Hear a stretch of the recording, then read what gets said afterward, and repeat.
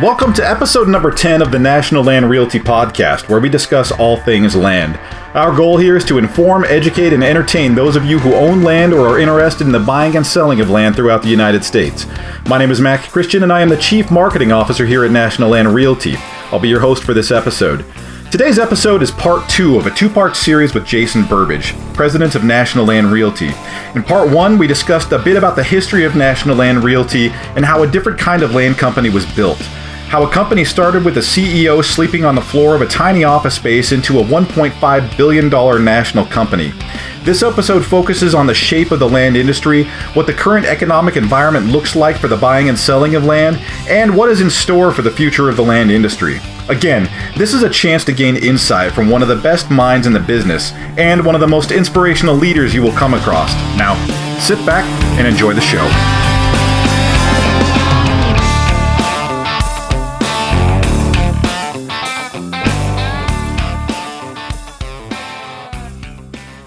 Yeah, and so I wanted to ask you a question. Sort of, you were talking about the Great Recession and sort of how this company started, sort of in the fire embers of that thing, right?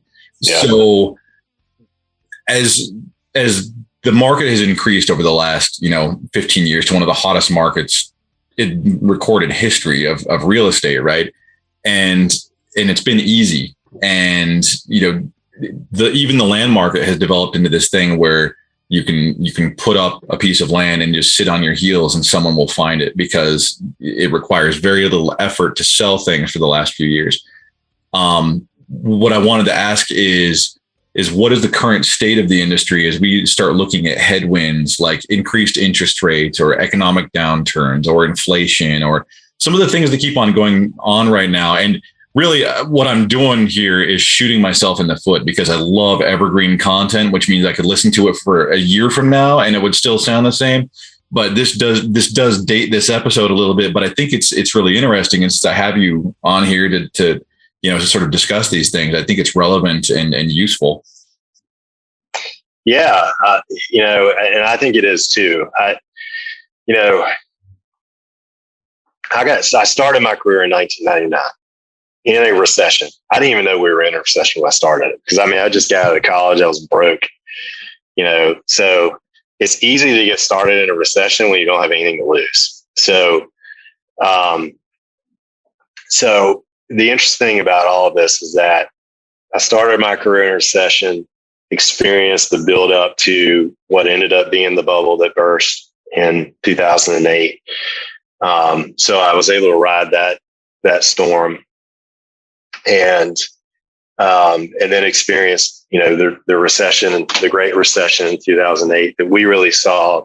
I felt like for us, it ended in the fourth quarter of 2011, because that's when I really saw the transactions start kicking back up. That was when the investors, the straight up land investors, were going, we're really going to be focusing on picking up opportunities here. And that was the precursor. Once that happened, everybody else got comfortable with spending money again, because they saw, the quote unquote experts, going all in. So what I learned is that it goes back to, there's always opportunity. There's always a silver lining. You may have to work a lot harder to get it. But that's not a bad thing. I've been telling people for years, and my concern is that where we are right now, and we've been on an unbelievable ride, is that it's too good. The markets always need correction to avoid implosion. And I don't think we're on the verge of implosion, by the way. I think there's a lot of factors that go into this, that we're not facing, the exact same thing that happened back in 2008. I think that, if you watch enough news or social media and you're looking for this kind of stuff, you can find people who will tell you that's what's about to happen. But as you know, that's something that I don't go down that road, because I don't have any control over that. And there's no use for me to stress myself out over stuff that I don't have control over. So, where are we going and what's going to happen? Well, the current state that we're in is going back to 2020 when COVID hit, in our market, we were prepared for the wheels to come off because nobody knew what was going to happen when COVID hit. And then it turned into one of the best markets that we've ever experienced, as you just said, because of this idea of how great it is to have space around you that the COVID lockdown created. And that introduced a whole new world of people to land ownership that had never really considered it before. And so that's been a big part of what's been driving what we're experiencing now, is in addition to low interest rates, that's been a big driver as well. So right now, where are we at? So we're talking now, it's June of 2022. And there's been a lot of fear out there about what's happening, but there's still a lot of confidence in land. And that's been evident by the year we've had so far. Even though interest rates have gone up, and even though they've gone up, they're still good. The rates are still good. And historically, they're still incredibly low. Yeah. They're still incredibly low. They're just not as low as they were, which was an all-time low. I expect that things are going to slow down. And it needs to. The biggest threat that we have right now, and this is real estate in general, but also in our area, is listing inventory. That's the biggest threat that we have, is being able to find property for people to buy. When you stay in this area for too long with low inventories, that's what causes prices to get out of whack. But the good thing about land is that in certain areas that can definitely happen, but historically, land's been more insulated from those, super inflated prices that can happen. That definitely happened back in 2008. And there are certainly investors, people who bought tracts of land in 2008 that got burned by that. But in the grand scheme of things, we're a very healthy industry. I expect that we're going to see some things slow down. I don't think it's going to be bad. It's just there's going to be different types of opportunity out there than what we're seeing right now. Yeah, I've had to describe it a little bit in conversations that I've had, where you look at the residential market that has a little higher volatility than land, just because everything just happens faster in that industry.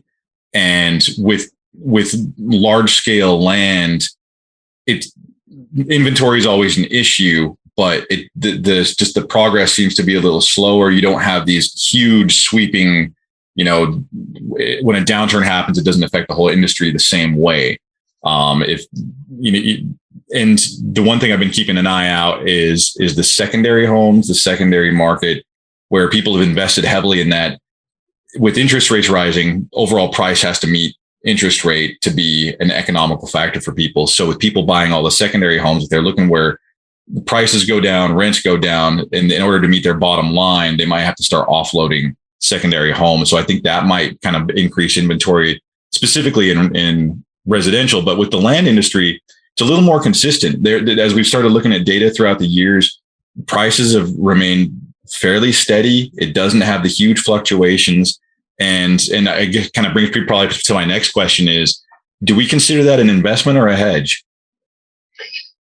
That's an interesting question. I think the answer to that is a little bit of both. It depends on who you are and what you're looking for. It is absolutely an investment. There's no doubt about it. You can go back and look at the whole history of land ownership, and it is nothing but on the broad scale, it's positive. There's ups and downs. There's some times where it's been more down than it has been up, but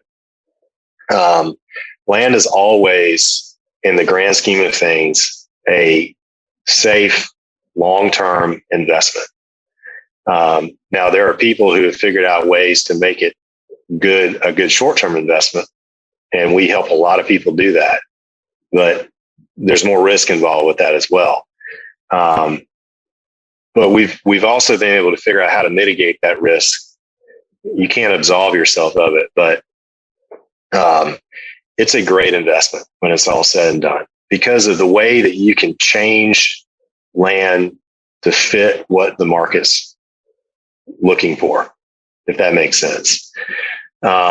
So you can treat it as an investment of, I'm going to buy this tract of land. I'm going to grow timber on it for, 30, 40, 50 years. And I'm going to leave it to my kids, and they're going to continue doing that. And there's a whole history of that happening.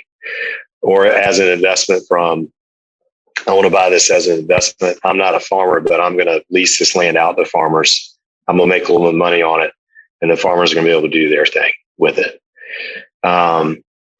People, this is a little bit different perspective on it, but it's an investment in joy as well, because it's one of the unique things where you can buy it as an investment from a monetary investment and get a whole lot more out of it than just a monetary return. In fact, I used to joke that, with certain clients, they'd tell their spouse, "Hey, I'm buying this tract and it's an investment." And, but in their minds, it was going to be way more than that. It was going to be a hunt tract as well.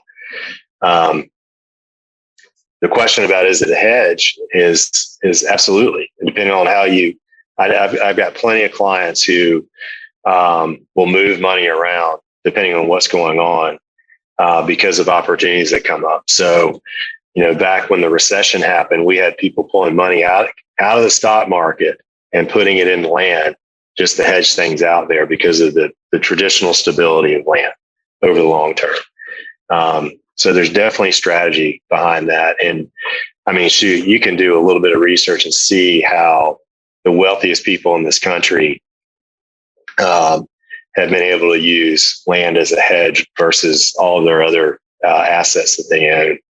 And land has always been tied to measuring wealth in many ways. So yeah, it's a little bit of both, and it just depends on what you're comfortable with and how you want to benefit from that. Yeah, I've always been kind of fascinated with land versus let's look at traditional hedging that people will use, like gold or something like that, where you go into an economic downturn, you see all the commercials advertising gold, and it almost turns into an investment scheme where they drive the price up. But traditionally, it just doesn't work like that. But it drives up because of the economic situation. What you never see is a radio commercial being like, "Get out and buy a ranch." But it's, it definitely is a hedge that people that have their eyes on it, that know the market, know that, and invest heavily in it during a downturn. It's really just always kind of a fascinating sort of investment model as far as that goes, because it's a working, living, breathing thing that you also are investing in that also protects you, that I've always found fascinating. So what do you think is coming up in the land industry? And not necessarily, we kind of talked about the risk of downturn, and I think that we are all kind of viewing it as a market correction rather than, this kind of seismic shift that we've seen in the past. It's just, you drive a car too fast, it goes off the road eventually. It's got to correct, it's got to slow down. Mm-hmm. But as far as the industry in general, what do you see from companies like ours, our competitors? Because there's a good, healthy market for land now. There's a lot of company, there's a lot of diversity in it. There's your mom and pop shops, there's residential people that also do land, and then there's large kind of brokerages like ours that are focused on land. What do you think is coming next down the pipeline? Yeah, it's a great question, and there's a lot of unknown with that as well. Just as there's unknown with what the market's going to do in general.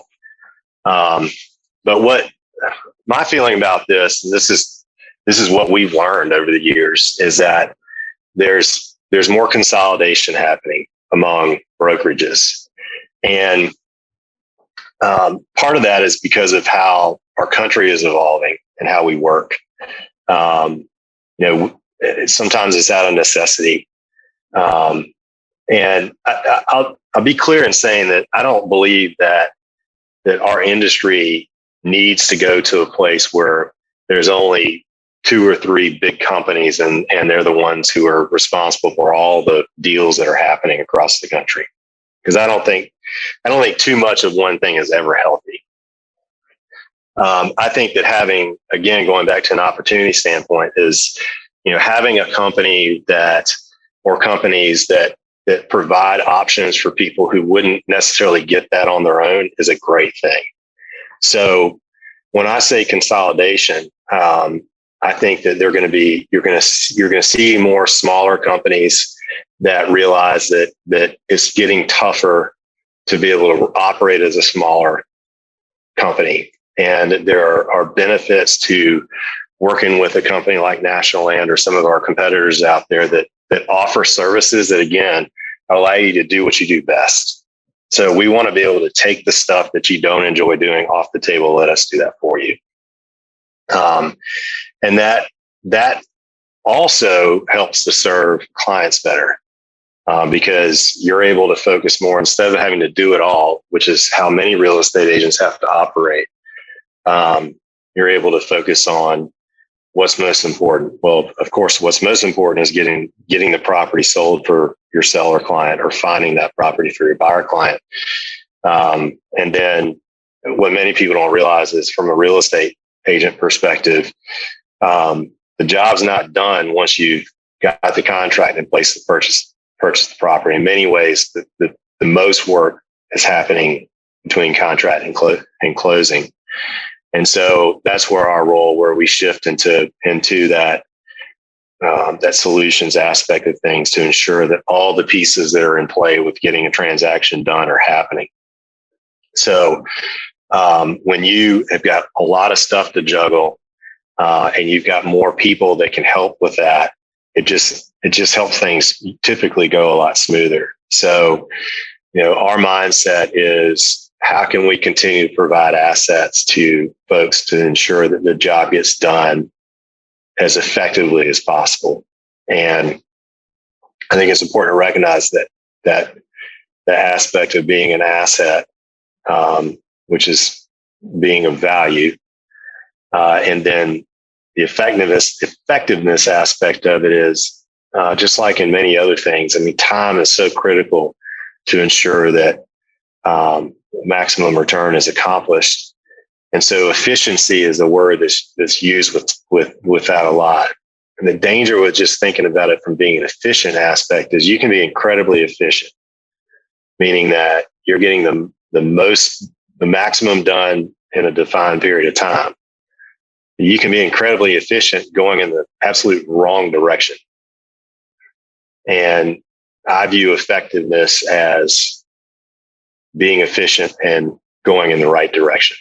So that's the objective. And so when it comes to this industry, is how can we continue to provide a service to our clients? And again, our clients are twofold. It's the landowners, the land buyers, and then it's the agents who are a part of our company, where we're providing effective solutions for those folks, building relationships. It's incredibly important for us over the lifespan of ownership for a tract of land that we're a viable part of that, not from a standpoint of just getting the deal done, but ensuring that people have everything they need to get the most out of their investment, whether it's because they're buying it for a pure investment, or because they're buying it for other reasons, enjoyment and that sort of thing. So,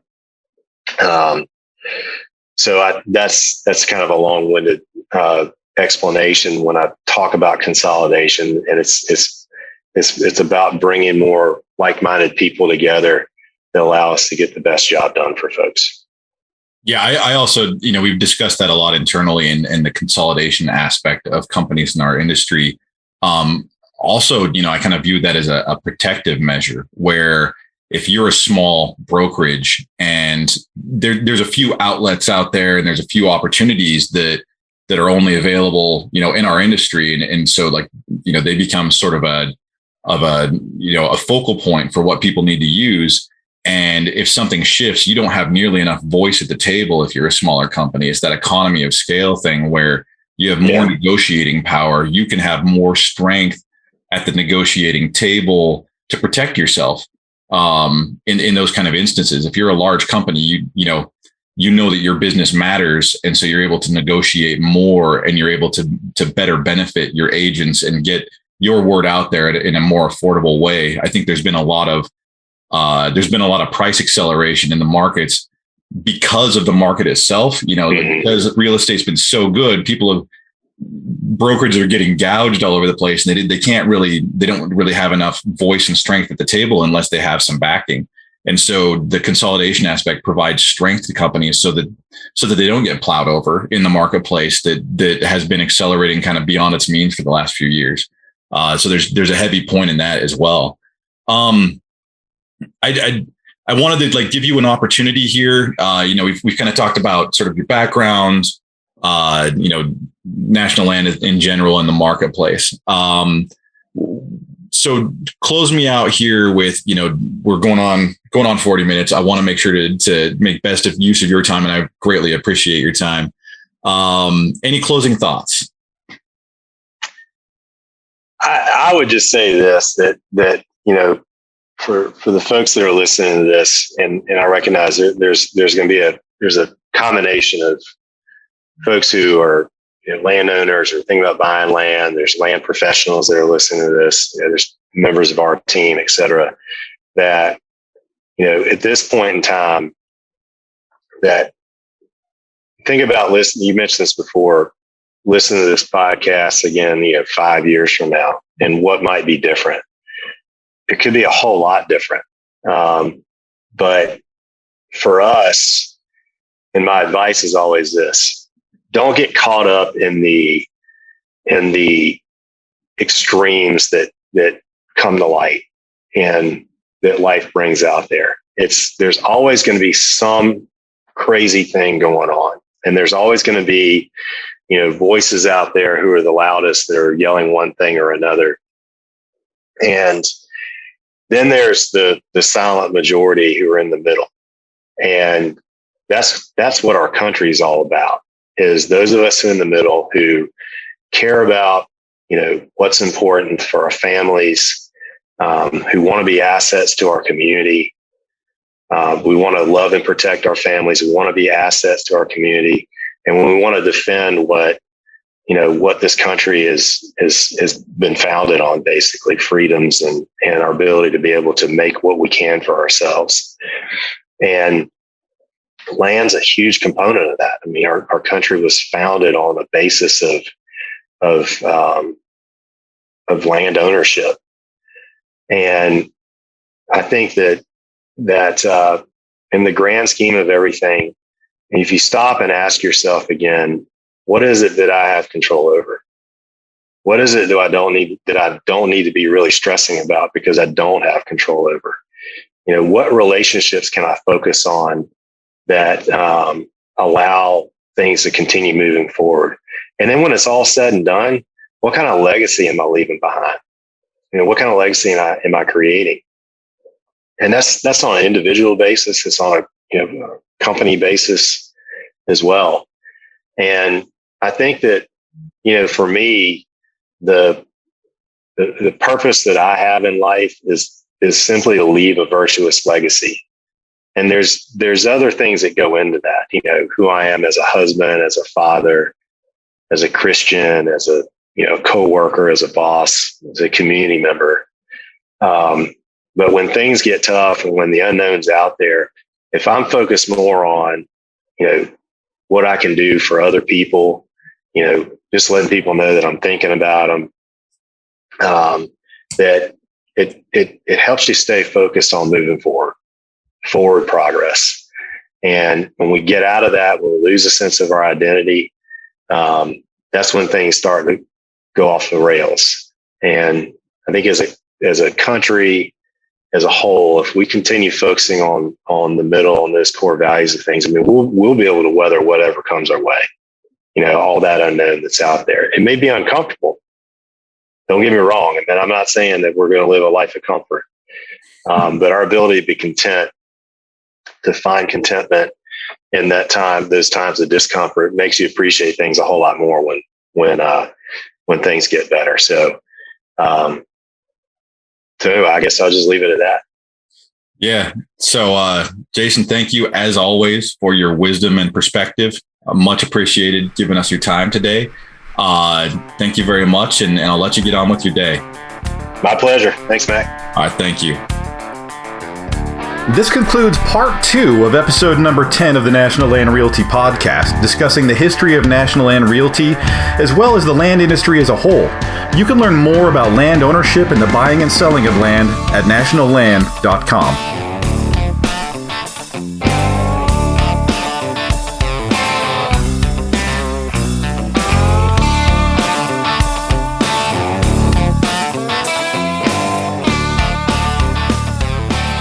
Hey there, listener. I noticed that you're still hanging out, probably listening to the music.